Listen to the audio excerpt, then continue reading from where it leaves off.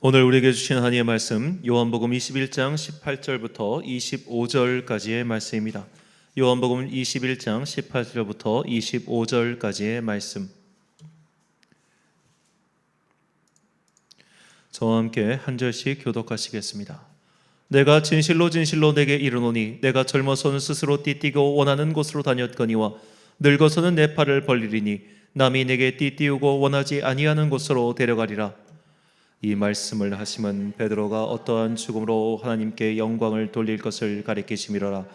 이 말씀을 하시고 베드로에게 이르시되 나를 따르라 하시니 베드로가 돌이켜 예수께서 사랑하시는 그 제자가 따르는 것을 보니 그는 만찬 속에서 예수의 품에 의지하여 주님, 주님을 파는 자가 누구오니까 묻던 자더라. 이에 베드로가 그를 보고 예수께 여짜오되 주님, 이 사람은 어떻게 되겠사옵나이까? 예수께서 이르시되 내가 올 때까지 그를 머물게 하고자 할지라도 내게 무슨 상관이냐? 너는 나를 따르라 하시더라. 이 말씀이 형제들에게 나가서 그 제자는 죽지 아니하겠다 하였으나 예수의 말씀은 그가 죽지 않겠다 하신 것이 아니라 내가 올 때까지 그를 머무게 하고자 할지라도 내게 무슨 상관이냐 하신 것이로라. 이 일들을 증언하고 이 일들을 기록한 제자가 이 사람이라. 우리는 그의 증언이 참된 줄 아노라. 예수께서 행하신 일이 이외에도 많으니 만일 낱낱이 기록된다면 이 세상이라도 이 기록된 책을 두기에 부족할 줄 아노라. 아멘. 선지자에게도 43번째 시간으로 어리석음을 깨닫는 기도라는 제목으로 하나님의 말씀 선포하겠습니다. 설교를 들으시는 분들 중에 보통 불교 이야기를 하면 좀 언짢아 하시는 분들이 계시는데 불교는 우리에게 어떤 좀 이득이 있습니다. 무슨 이득이 있냐면 사실 우리나라 불교는 이제 소위 말해 대승 불교라고 해서 굉장히 좀 종교적인 색채가 강합니다만 사실 불교는 우리가 소승 불교 책을 보면 아시겠지만 일종의 철학서라고 볼 수 있습니다. 그러니까 굉장히 철학적인 책이 불교 서적이죠.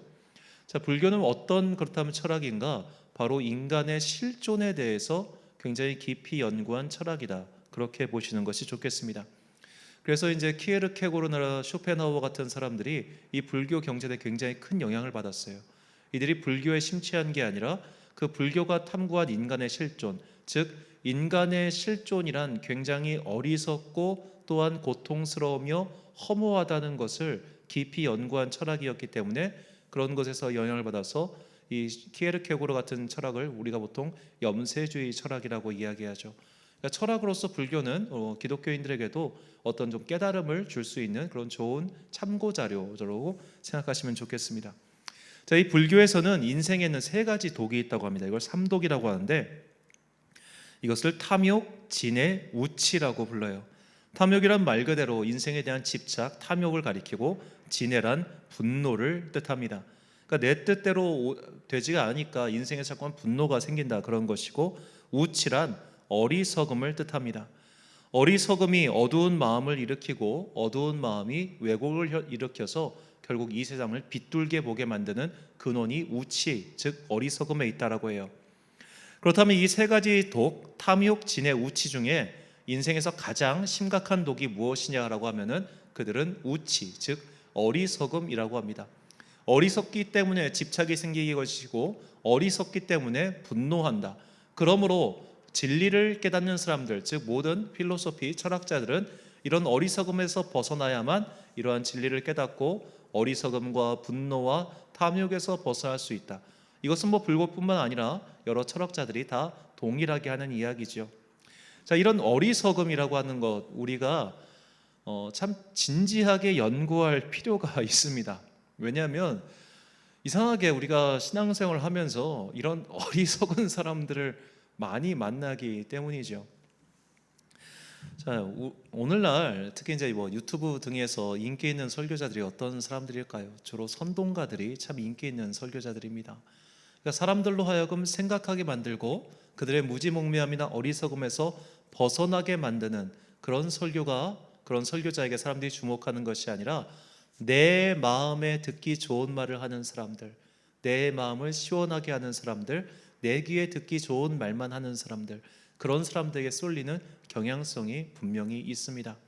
그래서 예전에 저희 이제 교수님께서 하신 말씀처럼 우리가 만약에 이 시대에 예레미야처럼 설교하고 예레미야처럼 목회하면 그 교회 망한다고 하셨어요. 아무도 그 교회 다니고 싶어 하지 않을 거라고. 왜냐하면 선지자의 모든 말은 우리의 어리석음을 깨닫게 하는 말인데, 정작 자신이 어리석다고 하는 것을 인정하는 것이 인간에겐 매우 고통스러운 작업이기 때문입니다. 보통 좋은 설교는 초등학교 5학년도 알아들을 수 있는 설교, 그것을 좋은 설교라고 이야기를 합니다. 그런데 막상 설교를 하는 사람들은 다 알겠지만 초등학교 5학년이 이해할 수 있게끔 설교를 매주 준비하는 것은 거의 불가능에 가까울 정도로 어렵습니다. 왜냐하면 성경이 기본적으로 어려운 책이기 때문이에요. 이 책을 아무리 쉽게 설명하려고 해도 그것을 매주 기본적인 정보 전달 자체가 어렵기 때문에 고고학적 지식부터 인문사회과학적 지식부터 심지어는 원어적 지식까지 함께 동원해야만 이것을 온전히 설명할 수 있기 때문에 그나마 불완전하게, 그렇기 때문에 필연적으로 설교는 어쩔 수 없이, 정말로 어쩔 수 없이 어느 정도 지적인 능력을 가진 사람들이 이해할 수 있어요. 이게 좀 속상하지만 이것은 사실이에요. 그래서 설교를 마치고 나면 정말 엉뚱하게 그것을 들은 분들이 의외로 많습니다. 설교자의 주제는 전혀 그것이 아닌데 정말 엉뚱한 것에 꽂혀가지고 엉뚱하게 해석해서 엉뚱하게 적용하는 사람들을 지금까지 꽤 적지 않게 봐왔습니다. 만약 그분들이 그냥 교회에 등록한 지 얼마 안 된 초신자나 신앙생활을 얼마 하지 않은 분들이라면 차라리 나아요. 그런 분들은 물어와요. 목사님, 그 말이 이해가 안 되는데 뭔 말이에요? 라고 물어와요. 그런데 오히려 신앙의 연수가 오래되신 분들은 물어오지를 않아요. 그냥 자기 식대로 해석하고 자기 식대로 받아들입니다. 제가 이런 것을 쭉 보면서 왜 우리나라 대학 수학능력 시험 언어 영역 문제 중에 가장 많은 문제 유형이 저자의 의도를 파악하시오가 나왔는지 이해를 좀 했습니다.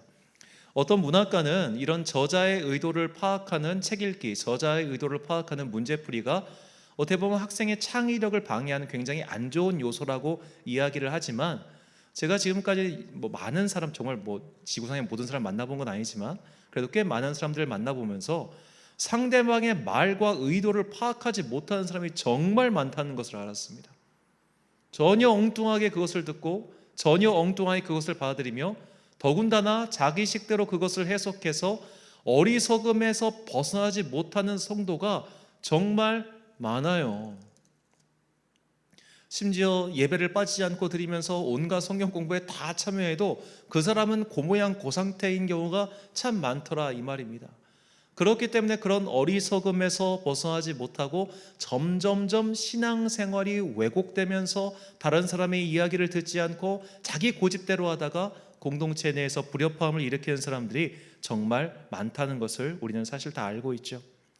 이처럼 우리는 어리석음에 빠지면 안 되며, 또한 무엇보다 나 자신이 그런 어리석음이라고 하는 기본적인 속성을 깔고 있다는 걸 알아야 됩니다. 이 탐욕, 진해, 우치라고 하는 것은 모든 인간이 기본적으로 갖고 있는 속성이라는 거예요.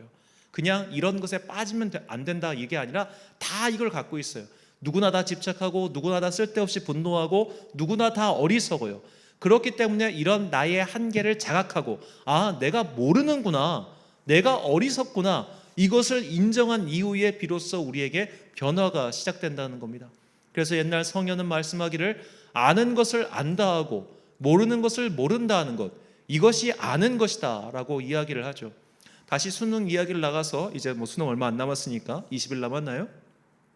자, 보통 공부 잘하는 학생들은 다 오답 노트를 만듭니다. 왜 오답 노트를 만드느냐? 내가 무엇을 모르는지 알기 때문에 오답 노트를 만드는 거예요. 공부 못하는 아이들은 오답 노트 못 만듭니다. 걔네들은 자기가 뭘 모르는지도 몰라요. 대충 아는 거를 안다고 생각해요. 문제가 맞힌 것을 안다고 생각해요. 문제는 가끔씩 찍어서 맞출 수도 있습니다. 그렇기 때문에 내가 정말 뭘 아는지 뭘 모르는지를 아는 것, 그것부터가 사실 어떻게 보면 깨달음과 변화의 시작이라고 볼 수 있겠죠. 우리 자신이 어리석은 존재이며 이 어리석음에서 벗어나는 것이 성도로서 굉장히 중요한 사명이라는 것을 깨달을 때 우리는 비로소 변화의 첫걸음을 내디딜 수 있게 됩니다. 그래서 주님께서는 이 어리석음에서 벗어난 것, 즉 진리에 대해서 이렇게 말씀하시죠. 요한복음 8장 32절 말씀, 진리를 알지니 진리가 너희를 자유롭게 하리라. 아멘. 우리가 진리를 깨달아야 비로소 어리석음이라는 함정에서부터 벗어날 수 있습니다. 다른 사람의 말을 왜곡해서 듣고 잘라먹고 듣고 자기 식대로 곡해서 듣는 그런 어리석음에서 벗어날 수 있게 된다는 것이죠. 오늘 본문 말씀은 아직도 어리석음에 빠져있는 한 사람이 말을 잘라먹어서 그 말이 어떻게 와전되는지를 명명백백하게 보여주는 참으로 심오한 구절이 아닐 수 없습니다. 자, 오늘 본문의 배경은 베드로가 예수님, 부활하신 예수님을 만난 이후에 그 마음속에 참 부끄러움과 참 죄송한 마음이 있어서 차마 예수님과 함께하지 못하고 다시 고향인 갈릴리로 돌아가 어부일을 하는 장면이 나오죠. 그가 갈릴리 출신 제자들과 함께 어부일을 다시 시작했는데 밤이 맞도록 수고했지만 얻은 것이 없었습니다.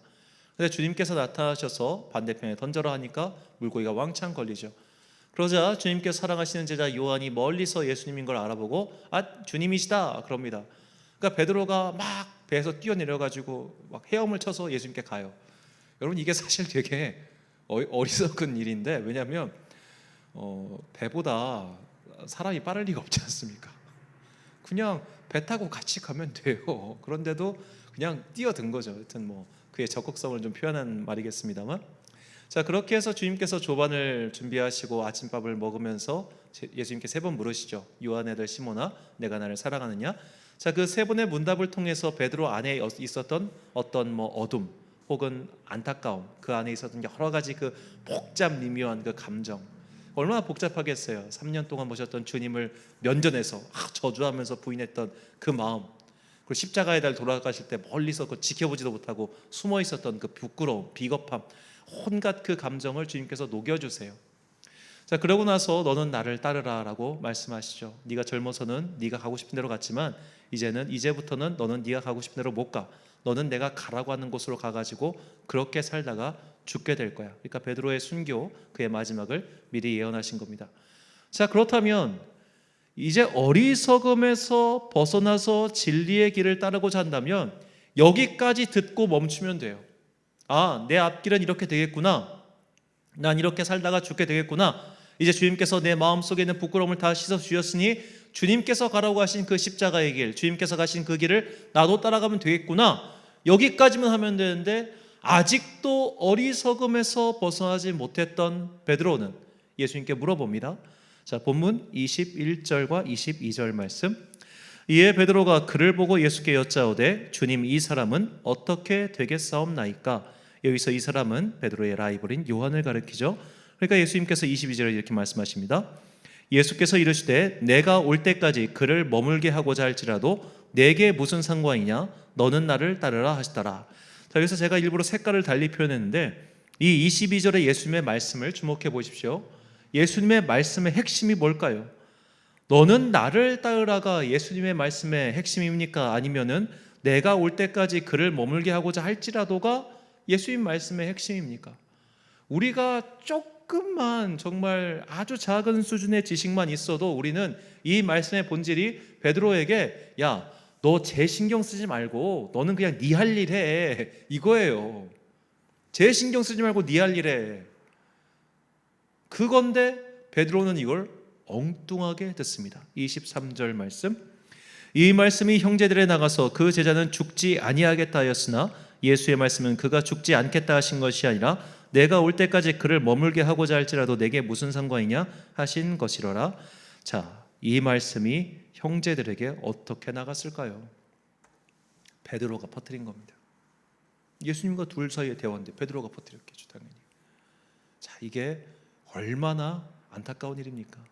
면전에서 대화를 나눴는데 한 걸음 나가니까 말이 완전 바뀌어버려요. 우리 이런 일 정말 많이 겪습니다. 벽창호 같은 사람이 있죠. 내가 한 말 앞뒤 다 자르고 그것만 갖다 탁 붙이는 경우. 주로 정치인들이 사실 이런 대화법 많이 쓰고 언론도 이런 거 많이 쓰는데, 그 사람의 예를 들어 그 사람이 한 20분 이야기했다. 그러면 20분 이야기한 내용을 다 들어보면은 맥락이 이해가 가요. 근데 그 20분의 말 중에 5초만 띄워보십시오. 괴상한 말이 돼버립니다. 그리고 그 5초짜리 갖다 헤드라인 기사로 딱 해가지고 그 사람을 이 사람처럼 낙인 찍어버려요. 그래서 저는 사실 뉴스를 볼 때 신문이나 라디오를 주로 보는 편인데, 왜냐하면 영상 같은 경우는 그런 것들을 짧게 잘라가지고 짧게 만들다 보니까 되게 자극적으로 편집되는 경향이 있어요. 하지만 신문이나 하다못해 라디오 같은 경우는 좀 더 길게 나오기 때문에 그런 것들에 대해서 좀 오해할 소지가 적은데, 우리는 누군가의 말을 되게 잘라 듣는 거에 익숙합니다. 내가 듣고 싶은 것만 들어요. 왜냐하면 어리석기 때문이에요. 이런 것들이 어리석음입니다. 내가 그것을 왜곡해버리는 거예요. 나 듣고 싶은 것만 떼어서 듣는 거예요. 그러다 보니까 정작 본질 혹은 주제는 다 사라져버리고 그냥 그것만 쏙 들어오는 겁니다. 그런데 차라리 그냥 설교 중간에 예를 들어 한 구절 은혜 받는 거, 그건 괜찮아. 그것까지는 이해할 수 있어. 그런데 앞뒤 문맥 다 자르고 저 목사가 뭐요? 이런 식으로 공격하기 위해 누군가의 말을 자르는 게 사실 우리 가운데 굉장히 빈번하게 일어난다는 겁니다. 우리가 누군가를 싫어하는 건 사실 굉장히 단순한 한 가지 사건 혹은 한 가지 단어 때문에 그런 경우가 많아요. 우리가 누군가의 말에 마음 상하는 것은 의외로 전체적인 맥락이 아니라 그 맥락 속에 있는 단어 하나인 경우가 되게 많아요. 왜 그러냐? 우리가 아직도 어리석기 때문에 본질을 왜곡시켜 버리는 거예요. 말을 돌려가는 거예요. 우리가 이런 어리석음에서 벌어지는 여러 가지 일들을 우리는 현실 속에서 얼마든지 겪고 있으며 공동체 속에서 무척이나 많이 보고 있다는 겁니다. 당장 오늘 말씀의 베드로, 기적을 체험하고 부활하신 예수를 만나고 심지어 주님께서 그 마음의 그런 부끄러움과 짐들을 다 덜어주신 그 상태에서 또 그는 말을 왜곡한다는 것. 이것이 인간의 본질이며 인간의 현실이라는 것을 우리는 깨달아야 됩니다. 맞아, 그 사람이 꼭 말을 그렇게 듣더라. 맞아, 그 사람이 꼭 말을 잘라 들어. 이게 아니라 내가 얼마든지 그럴 수 있는 존재라는 거예요. 나의 신앙의 연수와 구원의 경험과 그런 것 직분과 아무 상관없이 모든 인간 존재, 설교를 하고는 저 자신부터 남의 말을 잘라 듣고 필요한 것만 골라 듣고 그렇게 왜곡시키는 어리석음이 우리 안에 항상 있다는 겁니다. 이런 어리석음에서 벗어날 수 있는 유일한 길은 아까 말씀드린 진리가 우리를 자유롭게 하는 길밖에 없어요. 즉 예수 그리스도의 진리만이 우리를 이 어리석음이라고 하는 어둠에서 조금씩 빛의 세계로 인도해 준다는 것입니다. 그렇기 때문에 우리는 이런 자신을 속이고 세상을 속이는 어리석음에서 벗어나야 됩니다. 잠언 기자는 이 어리석음의 속성에 대해서 다음과 같이 경고합니다. 잠언 14장 8절 말씀, 슬기로운 자의 지혜는 자기의 길을 아는 것이라도 미련한 자의 어리석음은 속이는 것이니라. 자, 이 미련한 자의 어리석음은 본질을 왜곡시키고 속입니다. 누구부터 속이느냐? 나부터 속여요. 어리석은 자들은 공통적인 특징이 있어요. 나는 안 어리석어. 나는 괜찮아. 나는 지혜로워. 나는 네가 모르는 것을 알고 있어. 그게 어리석은 자들의 공통적인 특성이에요. 그래서 어리석은 자들은 말을 참 많이 해요. 그래서 저와 같은 직업을 가진 사람들이 어리석기 딱 좋은 사람들입니다. 얼마나 아는 게 많고 얼마나 말을 많이 하려고 하는지. 다른 사람의 말을 듣고 그 말 속에서 지혜를 얻고자 하는 마음보다는 다른 사람의 말 속에서 빈틈을 찾아내고 그 빈틈 사이에 자신의 지식을 끼워 넣어서 내가 더 높은 곳에 오르고자 하고는 그런 어리석은 마음이 우리 안에 있기 때문에 그 어리석음에서 탐욕이 나오고, 그리고 내가 어리석다는 것을 들키지 않기 위해 때로는 화를 내고, 내가 너보다 낫다는 것을 증명되지 않으면 그것 때문에 분노하고, 다른 사람을 질투하고 다른 사람을 자꾸만 까내리려고 하는 그런 인간의 반복되는 형태가 모두 이런 어리석음에서 비롯된다는 것을 우리는 꼭 잊지 말아야 됩니다. 스스로를 속이지 마십시오. 우리부터 어리석은 사람입니다. 나부터 어리석은 사람입니다. 그렇기 때문에 우리는 성령님의 은혜를 통해서 말씀이라고 하는 거울을 삼아 나의 어리석음을 먼저 봐야 해요. 주님, 내가 참 어리석은 사람이었군요. 거기서 회개가 시작되고 거기서 변화의 첫걸음이 시작되는 것입니다. 그래서 사도 바울은 모든 성도가 이런 성령님의 도우심을 받아 어리석음에서 벗어나는 그 진리의 첫걸음을 내딛길 바라는 마음으로 에베소의 교인들에게 다음과 같이 권면하였습니다. 에베소 3장 16절부터 19절까지 말씀을 저와 함께 봉독하겠습니다. 시작.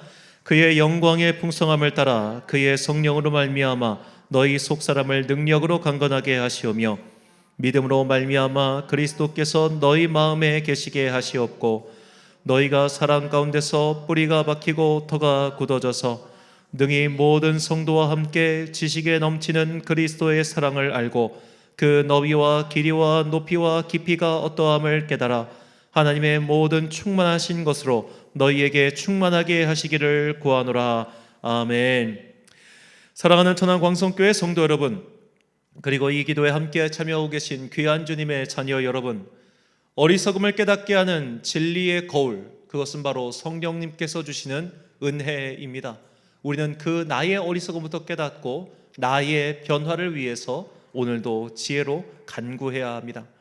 신앙의 연수가 늘어날수록, 기도가 깊어질수록 내가 모르는 것이 더 많다는 겸손의 은혜를 깨달아야 합니다.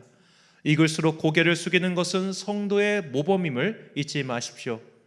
또한 성령님께서 우리에게 믿음을 주사 그리스도의 사랑을 깨달아 알게 하십니다. 이것이 성령 충만의 본질입니다. 성령 충만이란 내가 날마다 열정이 넘치는 것을 뜻하는 것이 아니라 나의 어리석음을 깨닫고 그리스도의 장성한 분량까지 배우고자 하는 열정, 더 나아가고자 하는 그 향상을 향한 열망, 이런 것이 바로 성령 충만이 주는 은사예요. 성령 충만은 날마다 기쁨이 넘치고 날마다 나에게 열정이 넘치는 그런 것만을 뜻하는 것이 아님을 꼭 명심하십시오. 성령 충만한 사람은 먼저 나의 어리석음을 보지 아니할 수가 없습니다. 비어있으니까 채우려고 하는 거죠. 내 비어있는 게 보이는데, 내가 이렇게 텅텅 비어있는 존재라는 것을 깨달아 알게 되었는데 어찌 가만히 있을 수 있겠습니까? 그것이 성령 충만한 사람의 움직임입니다. 열정으로 가득 차 있기 때문에 앞뒤 안가로 달려드는 것이 아니라 부족함을 먼저 보고 깨달아 알아가는 것이 성령 충만한 사람이에요. 그래서 제가 신앙생활하면서 가장 안타까운 것이 뭐냐면, 뭐 꼭 100% 그런 건 아닌데, 공부 잘하는 사람들이 신앙생활도 잘합니다. 전 이게 되게 속상해요. 진짜로요. 공부를 못하면 은혜라도 받고 거듭나야 될 거 아니에요. 근데 왜 똑똑한 사람들이 신앙생활을 문제없이 하겠어요? 그들이 자신의 부족함을 그나마 그 지성과 이성으로 먼저 알기 때문입니다. 그래서 우리는 내가 그런 쪽으로 머리가 딸리면 은혜로라도 하나님, 내가 어리석은 존재라는 걸 깨닫게 해주세요, 그렇게 기도를 해야 돼요. 그래서 내가 어리석다는 걸 깨달아 알 때 비로소 진리의 변화, 그리고 거듭남의 은혜가 시작되는 것입니다. 오늘 이 시간 성령님의 은혜를 통하여 나의 어리석음을 깨닫고 이 변화의 첫걸음을 내딛는 은혜가 시작되길 주님의 이름으로 간절히 축원합니다. 우리 시선이라는 찬양 4개로부터 눈을 들어 주를 보기 시작할 때 이 찬양 올려드린 후에 함께 기도하겠습니다.